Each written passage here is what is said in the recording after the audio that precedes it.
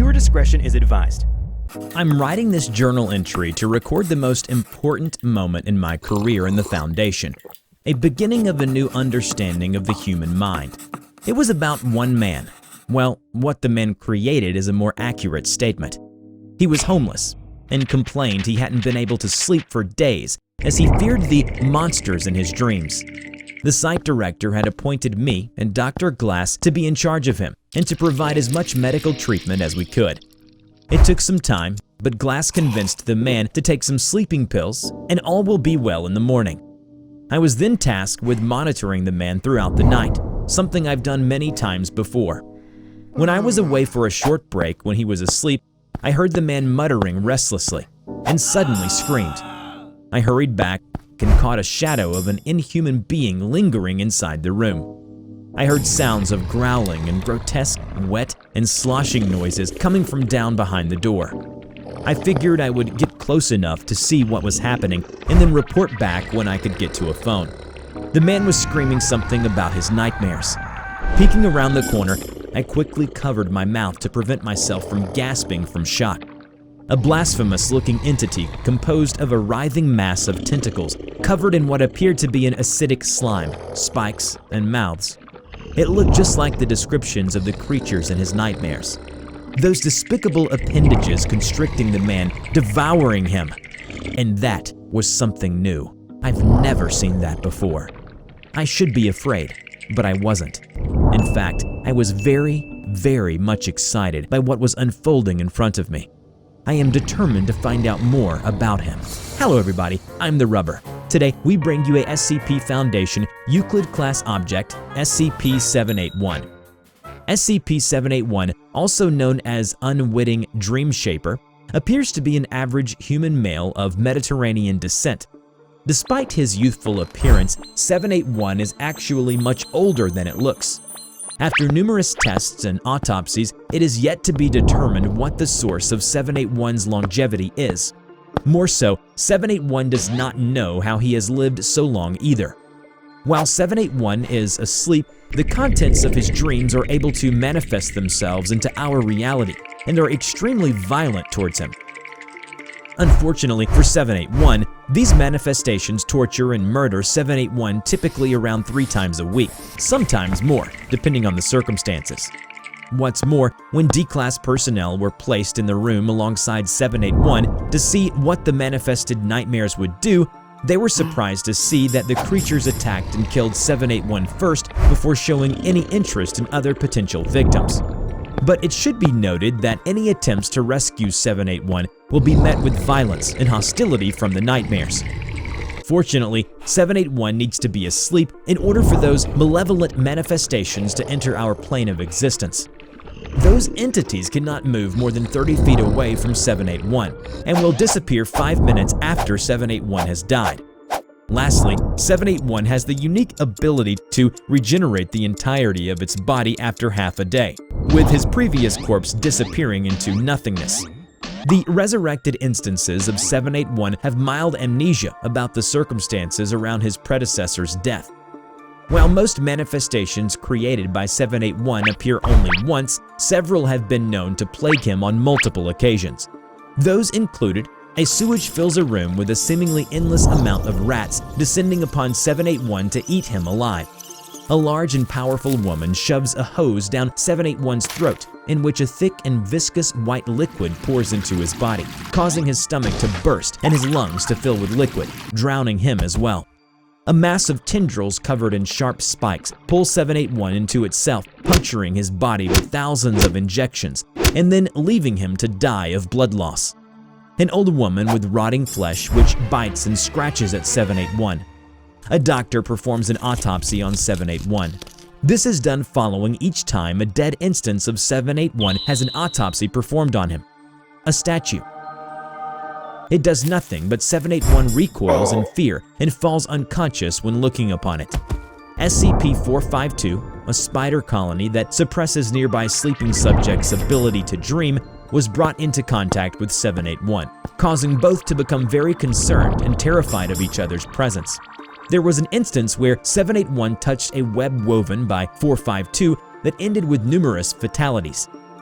It was clear from tests that 781 is immortal and will always resurrect himself after death, and death seems to be the constant factor that follows 781. Dr. Glass, one of the researchers responsible for 781's containment, was called in by the O5 Council. "We appreciate that you've taken time out for this. Now, update us about 781. We've heard that certain incident transpired. We would like to know everything." Dr. Glass cleared his throat and began. "Yes, 781, his amnesia and general forgetfulness is a direct result of the numerous and violent incidents wherein he was slaughtered by his nightmarish manifestations, sort of like a coping mechanism so he won't remember them. With that in mind, we at first attempted to protect 781 from his manifestations by providing him with a nightly security detail." "And how did that work out, Doctor?" "Rather well. At least for some time it did. 781's mental health began to improve. He started to become talkative, requesting us to speak with him outside of testing purposes, and became open to our questions. However, we were still unable to help with his memory retention." "I see. Now, what about your colleague? I recalled that you and one other doctor were in charge of its well-being. Where is he today?" Upon hearing this, Dr. Glass shuddered as he produced a journal from his folder. "This is his journal, and I'd like to show you the last entry." Dr. Glass slowly flipped open the journal. "It has been so long since I've written anything about 781, all because of that Dr. Glass, that cowardly, unambitious man. Every time during an interview, I could feel that I was getting close to a revelation.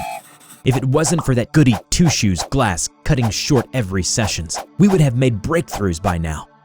Under extreme stress, my foot, all 781 does is sleep all day. I am sure that he is already desensitized by now, what with all the abominations he conjured up thus far. I know nothing else will faze me once I've seen them. But last Tuesday was a lucky day. Whatever magic trick Glass has done, it made 781 more chatty lately.